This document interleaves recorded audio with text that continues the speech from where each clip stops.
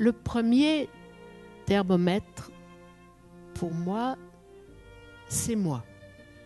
Ce sont mes émotions. Et c'est là que je suis compris qu'au fond, l'art de l'acteur, c'est une symptomatique, c'est l'art du symptôme. Au fond, un acteur, il doit trouver dans son corps les symptômes des émotions qu'il est censé.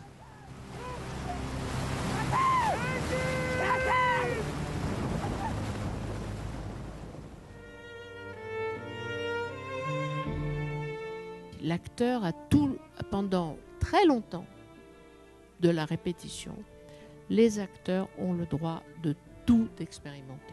Pas n'importe quoi, mais tout.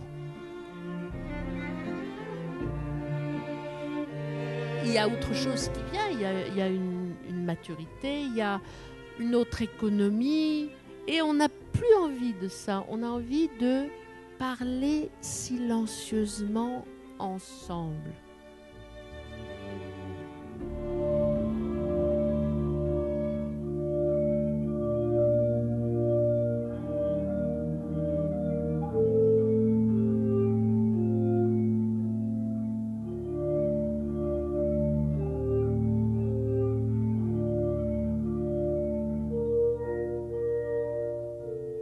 Ariane, eu tenho sempre uma curiosidade muito grande de saber a origem desse nome tão bonito e sonoro que é o seu, que não é francês, Ariane Mnouchkine.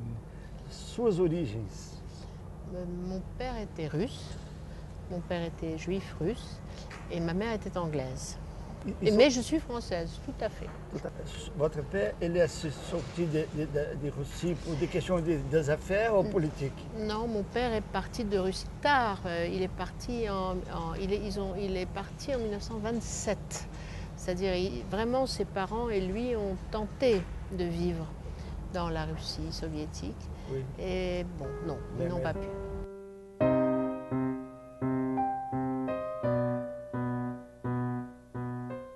O pai dela tinha uma grande ligação com o Brasil, Alexandre Minushkin.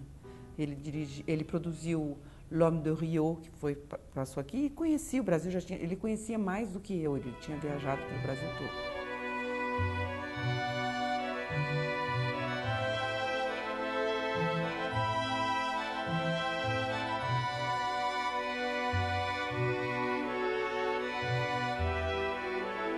No começo da sua atividade teatral foi na Sorbonne, com alguns amigos, entre eles Philippe Lyotard.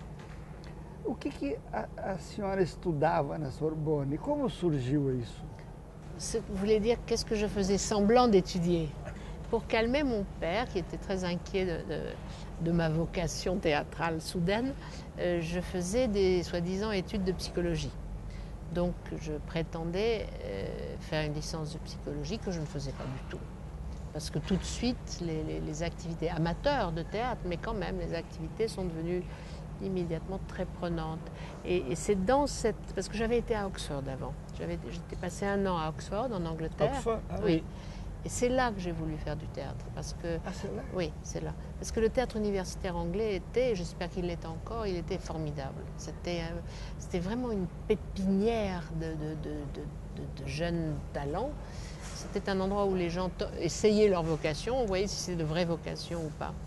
Et il y avait plein de jeunes metteurs en scène, déjà professionnels, qui venaient monter des pièces à Oxford. Et moi, j'étais là pour apprendre l'anglais. Et j'ai fait beaucoup de théâtre. Et c'est là que j'ai décidé de faire du théâtre. Et quand je suis revenue à Paris, pour prétendre faire des études de psychologie, j'ai créé avec des amis, avec une amie en fait, ce qui s'appelle l'Association théâtrale des étudiants de Paris. Et au fond, tous les fondateurs du Théâtre du Soleil se sont rencontrés dans cette association théâtrale des étudiants de Paris. C'était une association des amateurs encore? Absolument, tout à fait amateur. Tout à fait amateur. Mais moi, je pense que le théâtre amateur est quelque chose de très important.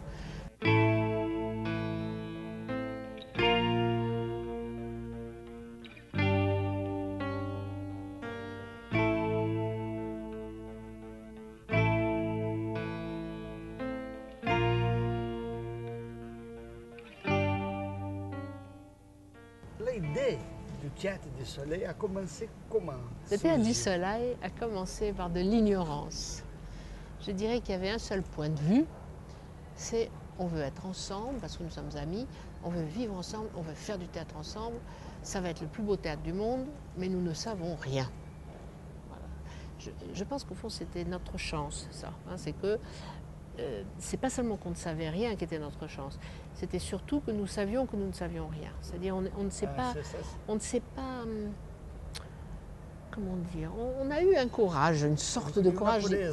Ouais, enfin, je ne sais pas si c'est de la pureté, mais il y avait un courage de dire, voilà, on commence une immense aventure, on va tout apprendre, et aussi une immense ambition, qui était, nous allions devenir, à n'en pas douter, le meilleur théâtre de France, et pourquoi pas de la planète. Voilà.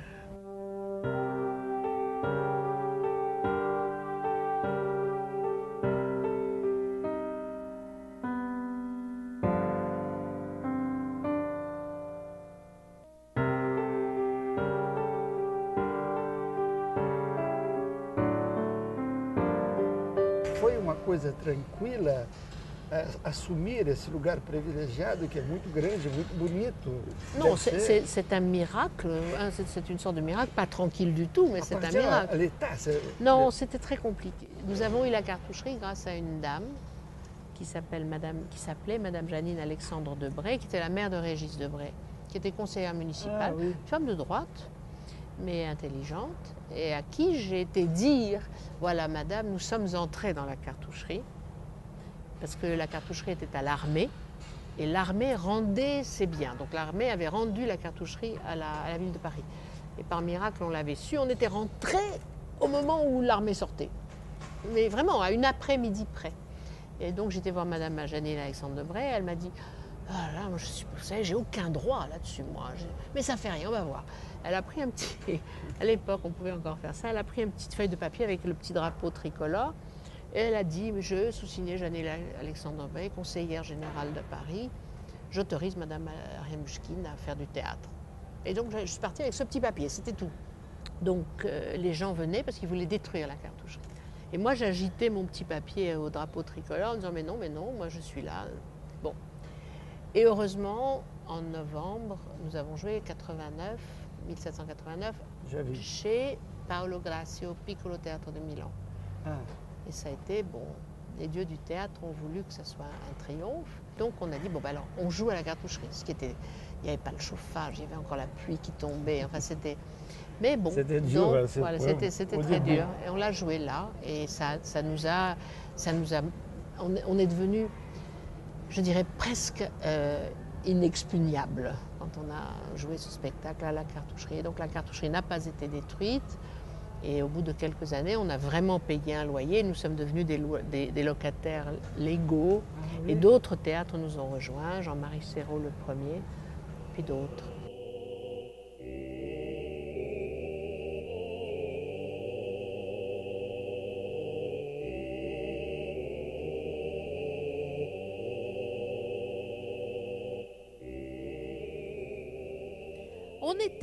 Nous étions un groupe d'amis. On voulait être heureux en faisant du théâtre. Au début, 12 je crois. Donc nous étions pleins d'utopie. La plus drôle étant qu'on pensait que nous allions financer notre théâtre en élevant des moutons. Et il y avait même un acteur, le pauvre, qui avait été désigné pour faire l'école de bergerie de Fontainebleau. Une école très sérieuse, hein. Pendant 2 ans, il devait faire ça. Et il avait accepté. Et il était prêt à se sacrifier. Jusqu'à ce que quand même un moment de lucidité nous effleure, qu'on s'aperçoive que quand même tous les bergers de France étaient déjà en très grande difficulté. Et que si en plus il fallait financer un théâtre, c'était risqué. Bien, donc voilà, c'est pour vous dire le niveau. Nous étions des enfants. Nous étions... Comment dire ? Je pense qu'on était idiots et enchantés. Et probablement que c'est parce qu'on était enchantés, hein, et qu'on croyait à tout qu'on a avancé.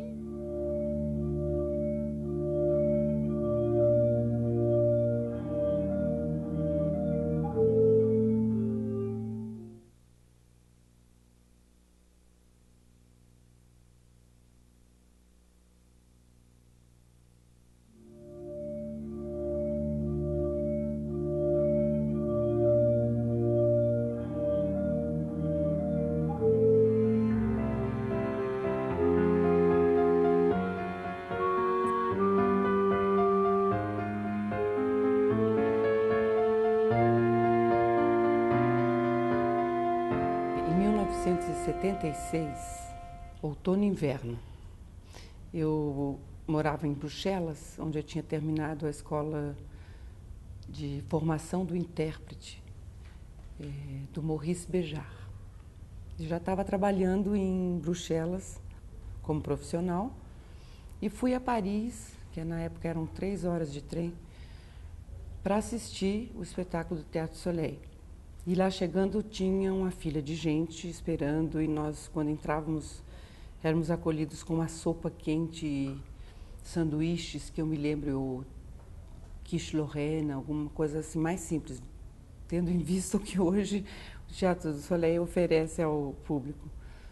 Mas eu me lembro de uma sensação de maravilhamento. Começavam os personagens da Comédia dell'Arte, que nos introduziam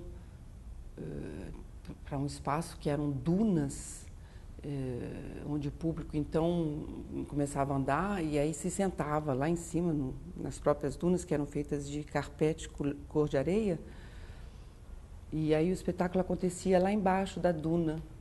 E aí esses personagens iam para lá e o público descia, ia para lá e seguia. E aí acontecia aqui em cima e o público ficava todo sentado aqui embaixo. Era um movimento.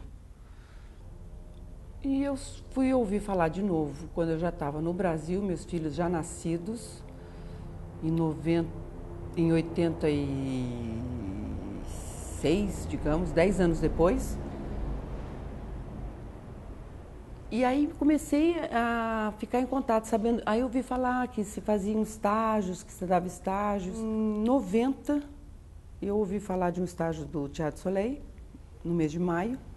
Eu estava fazendo parte de uma companhia de dança na época. Fiz 3 dias de audição e a Ariane veio me dizer que estava se sentindo aliviada porque tinha encontrado quem ia fazer o papel da Clytemnestra nos Átridas. Foi em 1990, 14 anos depois, né, de eu ter visto L'Âge d'Or, que foi o espetáculo em 76.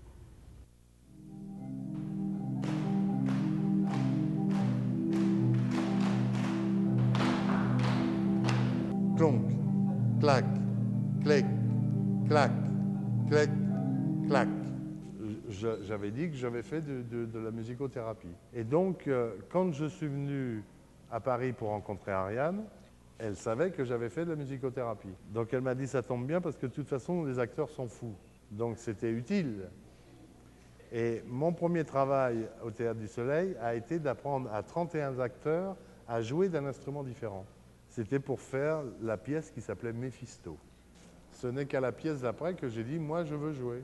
J'aimerais essayer de jouer. Et c'est là où je suis arrivé avec tous mes instruments contemporains et modernes. Et un à un, les instruments modernes de type percussion avec peau plastique sont tombés. Parce que ça luttait avec la voix. C'est la même hauteur que la voix parlée. Donc un à un, tous mes instruments modernes, poubelle. Donc c'est à partir de ce moment-là que je me suis dit, bah, il faut construire ou partir les chercher dans le monde.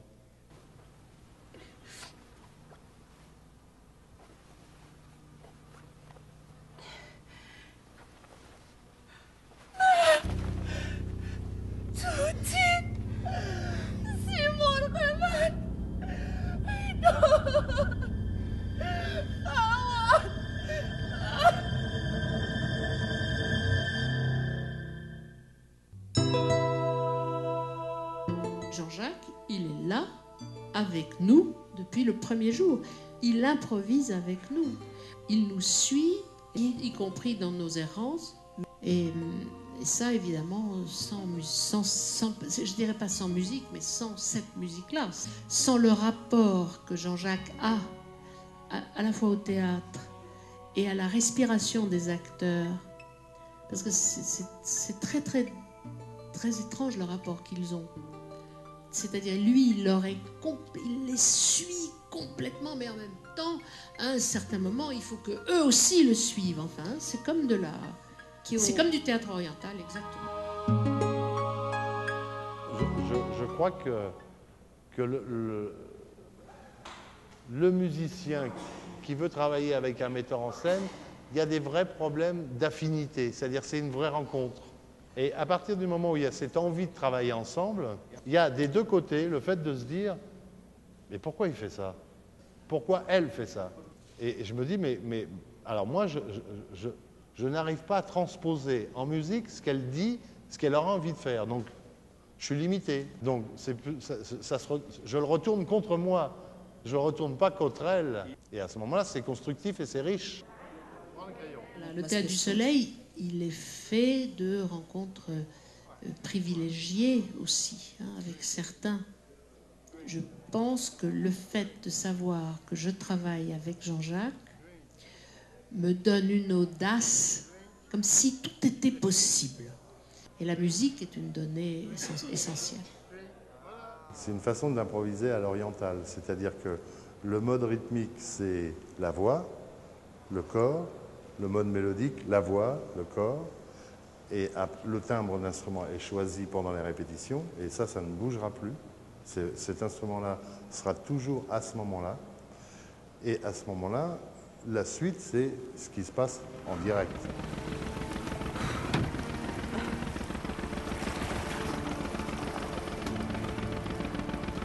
Ruby.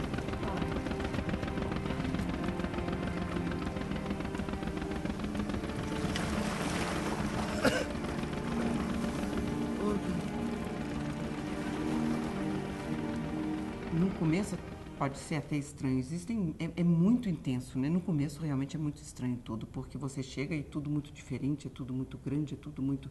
Eu cheguei, ele já estava ensaiando há 7 meses, as maquiagens já tinham sido encontradas, maquiagens do Katakali.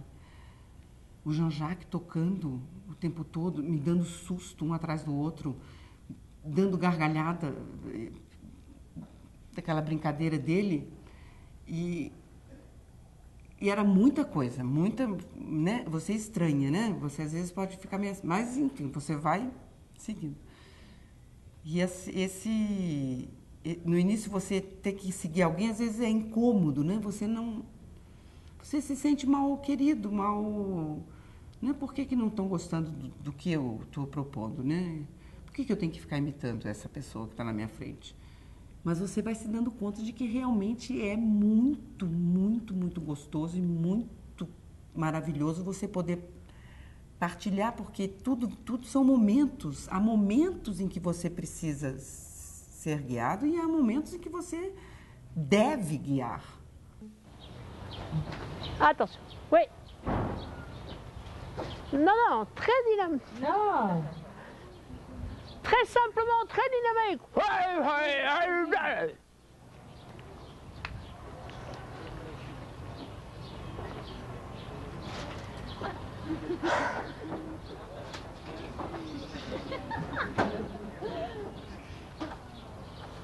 Non.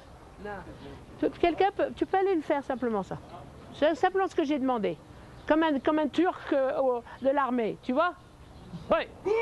Voilà. Voilà. Regarde.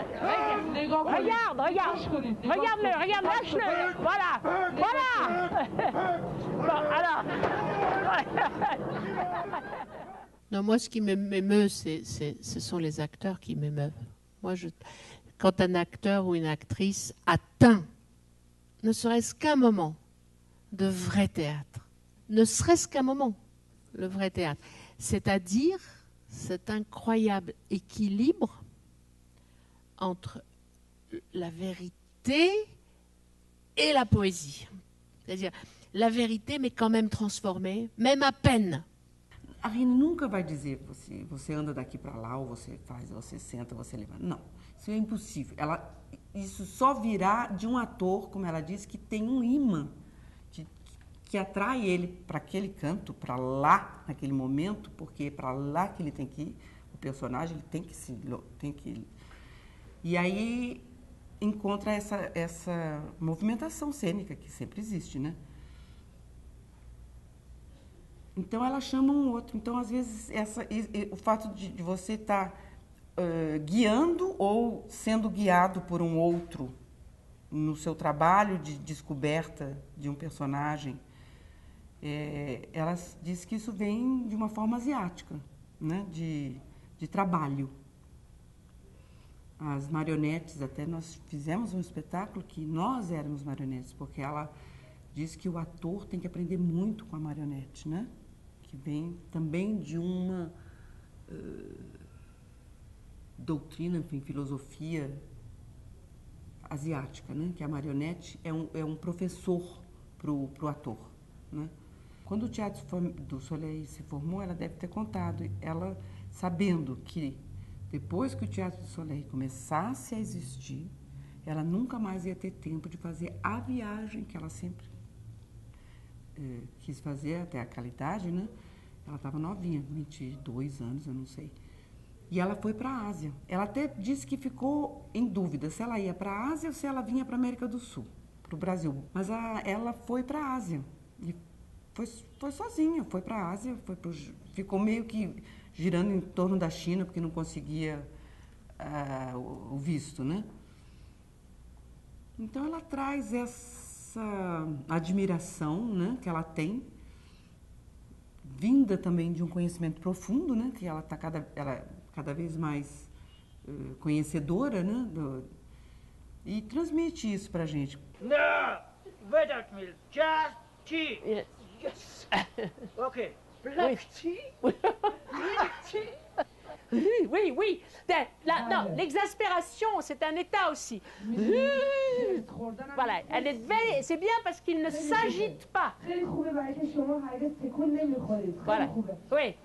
I said, bring me a cup of tea. Black. A baker. Yes, Black tea yes. in a little cup with black candy Yes. and a little spoon, big spoon. No! Just a cup of tea and a little black white candy. No! C'est moi, petit à petit, j'ai fini par penser et comprendre et croire, en tout cas pour moi, que mon rôle de metteur en scène, c'est de donner les bons outils aux bons acteurs, le bon espace et des outils, c'est-à-dire quelque chose qui leur permette d'être libres, mais libres comme un fleuve entre deux rives. Mais si ces rives sont justes, que les acteurs les ont comme deux forces, et que dans leurs improvisations, ils soient eux vraiment, sincèrement en quête d'instants fondamentaux dans leurs souvenirs vrais, et que moi, je sois suffisamment vigilante pour n'accepter aucun moment de coquetterie, et que je suis là toujours en disant non, non, non, non, prenez votre brosse, brossez, enlevez. Et donc, voilà, moi, quand c'est là, on le reconnaît. Quand c'est pas là, on se dit qu'on l'a perdu pour toujours. Et bon, heureusement, le lendemain, ça revient. Des choses aussi qu'on se disait, hein, c'est qu'il ne faut pas étouffer l'oiseau. Hein, c'est comme un oiseau, le théâtre. Quand il se pose, il faut savoir le recevoir, pas lui faire peur, l'écouter, le laisser. Si on l'attrape comme ça...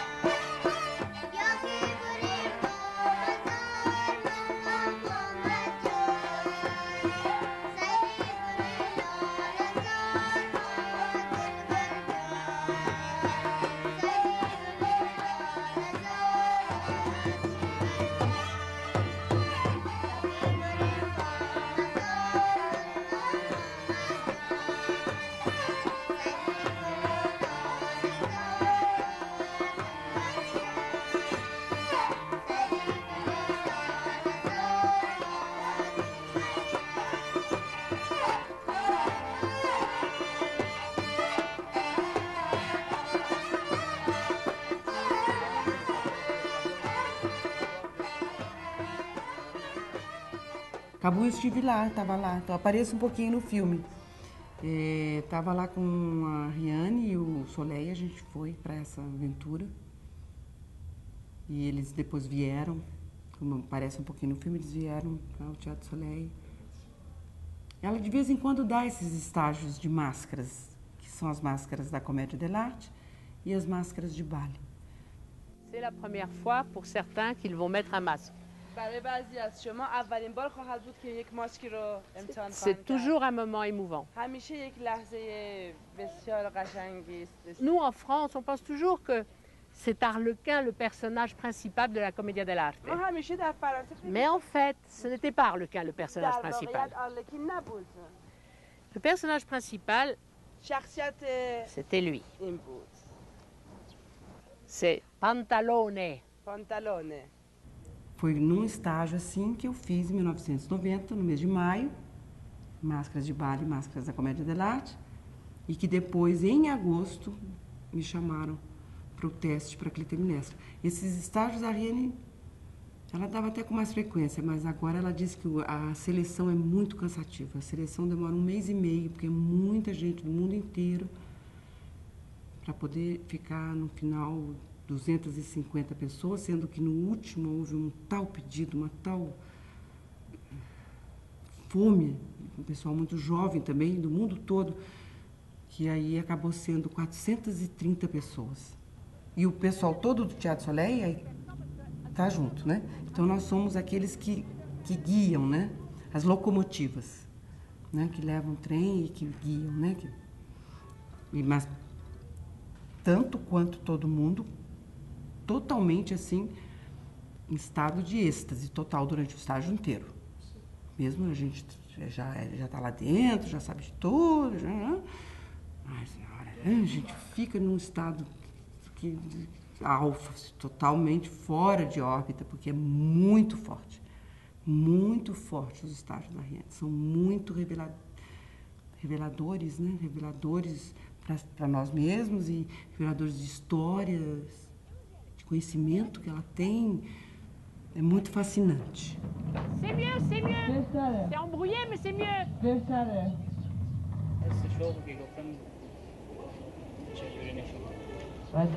ça, c'est une très belle question. Hein.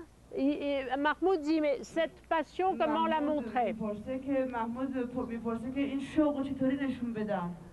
D'abord, encore faut-il la voir. C'est-à-dire que tu peux pas. C'est le but de tout le stage. C'est d'aller de l'intérieur à l'extérieur. Vous descendez dans votre âme et dans votre cœur. Vous descendez dans le cœur du personnage, mais le cœur du personnage, il a quand même besoin de votre cœur. Como é feito? Como aquilo lá é uma pequena Nações Unidas, um pequeno mundo, né? Como é feita a seleção das pessoas que chegam do mundo inteiro querendo entrar no Soleil? Parfois, je ne sais pas moi-même. C'est un coup d'œil, c'est votre intuition? Non, c'est pas un coup d'œil. Oui, c'est de l'intuition, mais c'est pas un coup d'œil. Je pense que la plupart des gens qui rentrent au Soleil sont des gens qui font un grand stage avec nous, un workshop.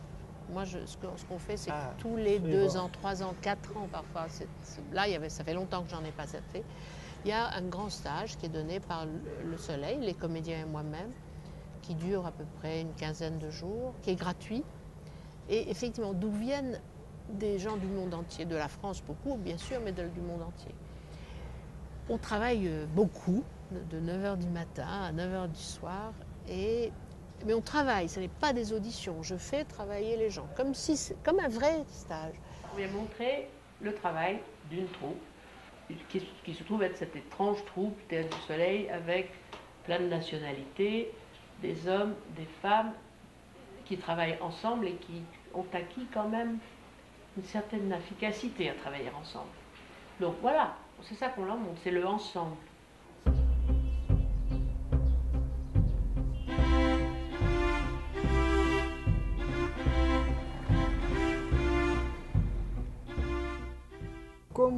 Como há pessoas de culturas muito diferentes das Américas, da África, da Ásia, isto é utilizado internamente, assim, digamos, há encontros em que cada um diz das suas origens, até das suas nostalgias, das suas saudades? Si, d'ailleurs, par exemple, Quand on a fait un spectacle qui s'appelle Le Dernier Caravansérail, qui est sur les réfugiés qui viennent d'Iran, d'Irak, d'Afghanistan, Chacha Charoyet, qui est d'origine iranienne, qui parle parfaitement le persan, ça a été extrêmement important. Sa présence a été très très importante parce que c'est elle qui a traduit toutes les interviews que j'ai faites de par le monde de ces réfugiés. Elle traduit admirablement le persan parce qu'elle traduit pas seulement les mots, mais elle traduit l'intonation, c'est une langue très poétique, le persan, hein, donc qui tout le temps les métaphores sont tout le temps utilisées. Et Chacha savait très bien traduire ces métaphores. Donc là, la persianité de Chacha était très importante. Donc chacun, les gens qui viennent de Russie, du Brésil, d'Espagne, d'Argentine, évidemment qu'ils apportent quelque chose, une musicalité, une odeur, un vécu qui rentre en compte, mais pas ethniquement. Vous voyez, ce n'est pas... c'est pas des ghettos. Non, voilà, au contraire. Je dirais qu'il y a une patrie au Théâtre du Soleil, c'est le théâtre. Voilà. C'est la patrie du théâtre. C'est la patrie du théâtre. Et le théâtre étant universel, voilà, il n'y a pas de frontières.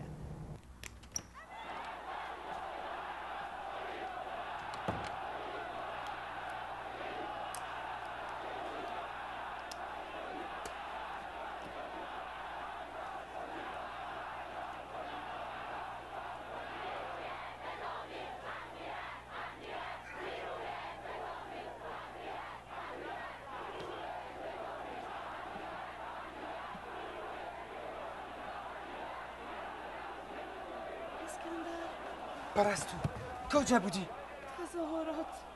Isso é muito terapêutico e muito bom, porque me dá a possibilidade de eu pôr em prática os meus ideais no cotidiano, né? Então, eu acho isso me ajuda também, né? Porque é um trabalho árduo, mas você, de repente, pode canalizar, assim, as suas emoções e os seus ideais também.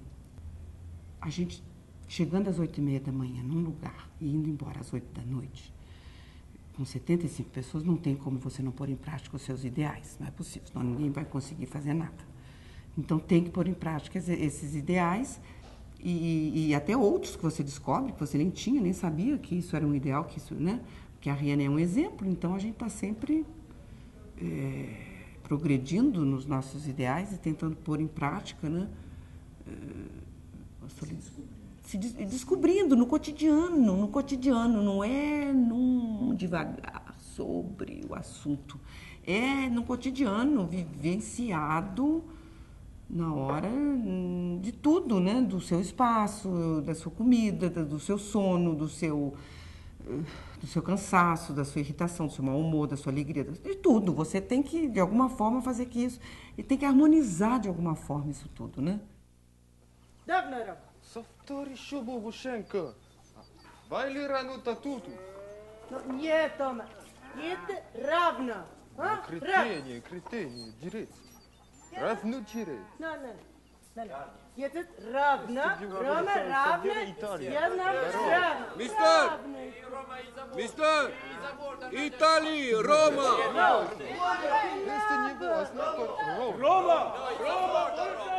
Mais que, bien sûr, un troupe, c'est une petite société et qu'ils sont vécus, ou en tout cas, on y tente de vivre certaines utopies pour faire que le dire et le vivre soit le moins éloigné possible, le souhaiter, le vouloir et le vivre soit le moins éloigné possible.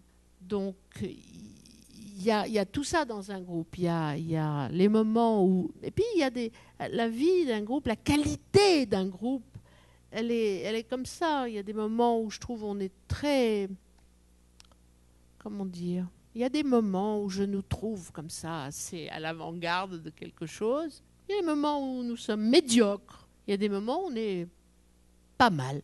On vit quelque chose, on sert à quelque chose, on défend quelque chose. Et puis il y a des moments où chacun pense à lui. Donc c'est comme chacun d'entre nous. Le Théâtre du Soleil, c'est un projet, c'est un double projet, c'est un projet artistique et de vie.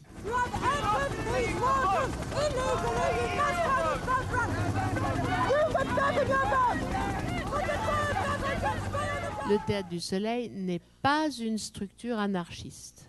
Il y a un côté d'autogestion, c'est sûr. Tout ça pour dire qu'il y a un chemin que le Théâtre du Soleil suit depuis 44 ans, qui est de garder l'égalité de salaire. Mais je ne vais pas non plus prétendre que la parole de tous vaut la même chose. Donc voilà, c'était juste pour qu'il n'y ait pas de malentendus entre nous. Nous naviguons le plus près de nos idéaux possible, mais parfois, et je dirais de notre propre faute, parfois nous nous éloignons de nos idéaux. Et à ce moment-là, il faut toute la force de ceux qui tiennent encore plus que d'autres à cet idéal. Et je dis bien nos idéaux, je ne dis pas nos idéologies. Voilà, c'était juste pour que qu'à aucun moment je ne puisse imaginer que vous nous voyiez sous un jour un peu trop idéalisé.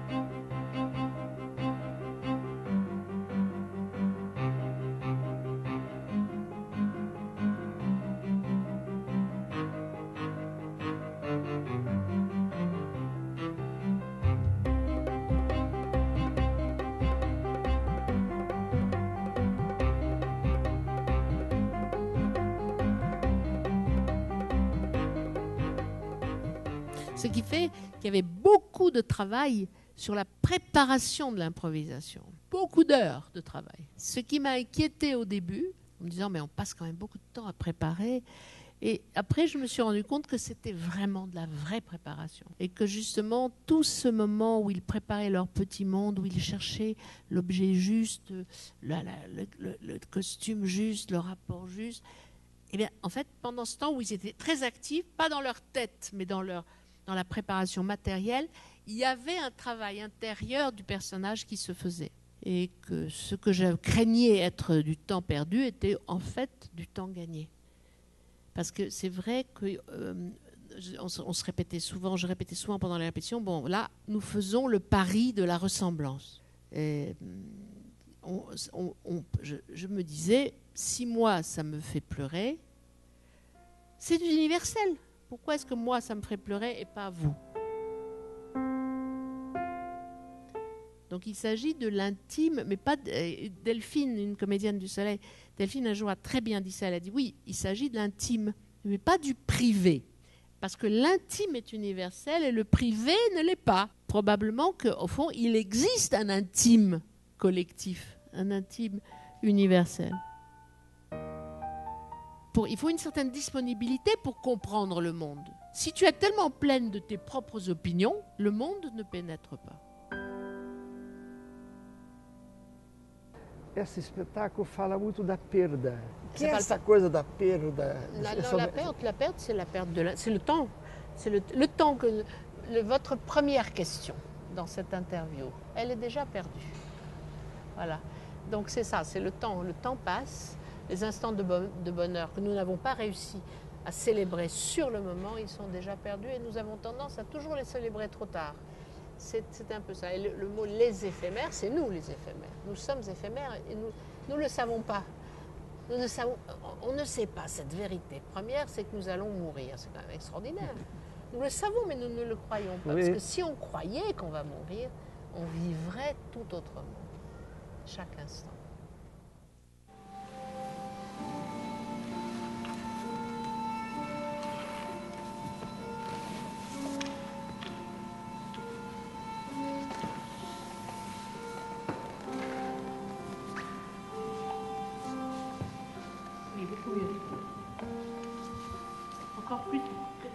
levures, tu vois, doivent être complètement dessinées. Mexe realmente. E vem da gente, né, dessas histórias nossas, dos atores que foram procurar, seguindo o tema da Ariane, né, foram procurar essas propostas de vida, de vivências passadas, né. E agora com essa vinda para cá eu sabia, assim, que realmente, como em qualquer lugar que a gente passe, né, a passagem do Teatro Soleil é um antes e depois, né, cria um antes e depois, porque é muito inteiro, né, da maneira como um exemplo, né, a gente não tem quem não queira, assim, de alguma forma participar disso, né. Est-ce que l'infirmier pourrait venir m'aider, s'il vous plaît? Je peux vous aider?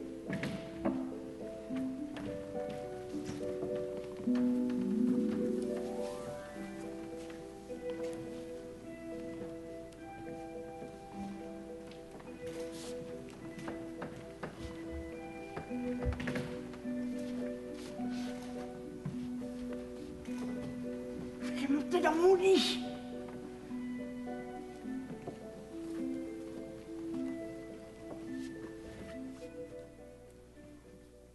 Je pense que les éphémères parlent beaucoup de cet analphabétisme. Et en même temps, je pense qu'il y a dans les éphémères justement des moments où on voit des gens, des personnages qui ne sont pas des analphabètes du sentiment, qui savent lire un sentiment, y répondre.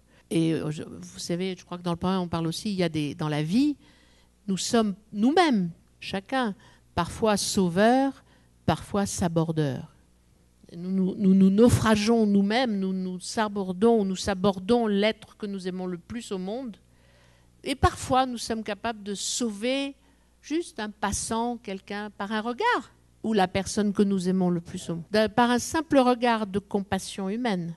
Muita gente veio dizer isso, né? Que depois ia começar a pensar, ia começar a tentar se encontrar mais. Pessoas que vieram falar para a Ariane: a senhora é responsável, hein? Eu vou procurar minha mãe. Ça me donne une impression de pouvoir. Un peu d'eau et pouf, c'est reparti. Elles sont gentilles, non? Ce n'est pas seulement qu'elles sont belles, elles sont bonnes. Elles sont adorables.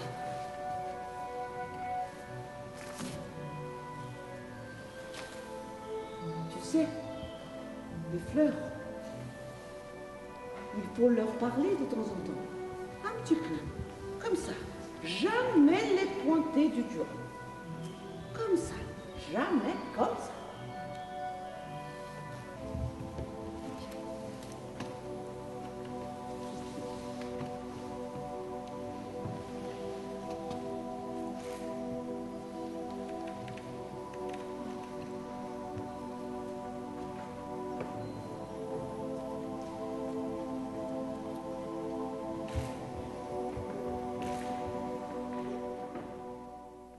A senhora já pensou na possibilidade de algum tipo de espetáculo plus portable que C'est possa... pas comme ça que ça se décide. On fait le spectacle qui vient.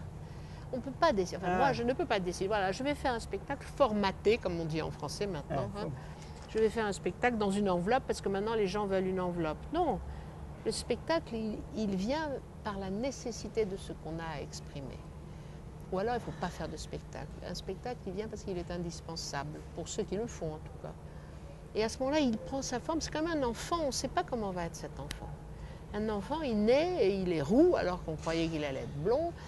Il crie alors qu'on pensait qu'il allait être sage. Et ben, c'est pareil, tout d'un coup, il y a des jumeaux et il y a deux parties. Et si on les refuse, c'est une folie.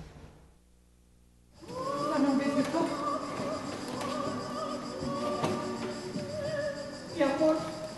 Sí, pero te calma. Sí, sí, me calmo. Dame un besito, por favor.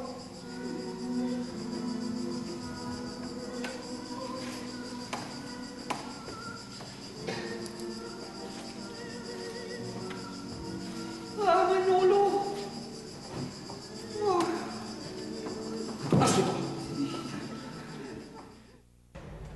eu tenho uma questão metade subjetiva e metade objetiva. A senhora, como imagina o futuro du Soleil? C'est une très bonne question parce que je viens d'avoir une réunion avec les comédiens et je leur ai dit que depuis quelque temps, et pour la première fois, je me posais la question de mon âge. Hein? J'ai 68, bientôt 69 ans, et je disais que c'était une question qui se posait, voilà, et que je voulais poser, que je ne pouvais pas ignorer. La question, on n'a pas les mêmes forces à 70 ans qu'on a. En tout cas, on a d'autres forces, mais on n'a pas les mêmes. Il y a dans la direction d'une troupe, il faut des forces physiques aussi. Ah oui, clair. Bien sûr. Donc, effectivement, le futur du Soleil, il va falloir que je mette cette question dans la boîte à questions qui se pose pour le futur du Théâtre du Soleil. Porque é verdade que a sua liderança, o seu carisma é uma coisa oui, mais, alors, qui conta. Bon, je ne vais pas dire que non, parce que ce serait faux. Mais en même temps, la réussite suprême sera, j'espère, d'arriver à transmettre quand même. Ah bon. Hein, que le Soleil, même si moi je décide, bon, ça suffit, maintenant je n'ai plus tout à fait les forces, il faut qu'il y ait des gens du Soleil qui soient capables de reprendre ça. Et je crois que c'est possible. Je ne dis pas que c'est évident, facile, je ne dis pas ça, parce que ce serait de la fausse modestie, ça. Mais disons que je me prépare à ça, j'essaie de préparer ça, de préparer une belle transmission.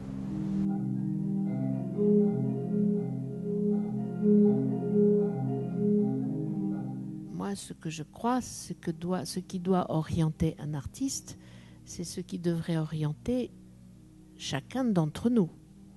Sa conscience. Rien d'autre. Parce que, surtout à notre époque, je pense qu'on peut quand même être extraordinairement manipulé.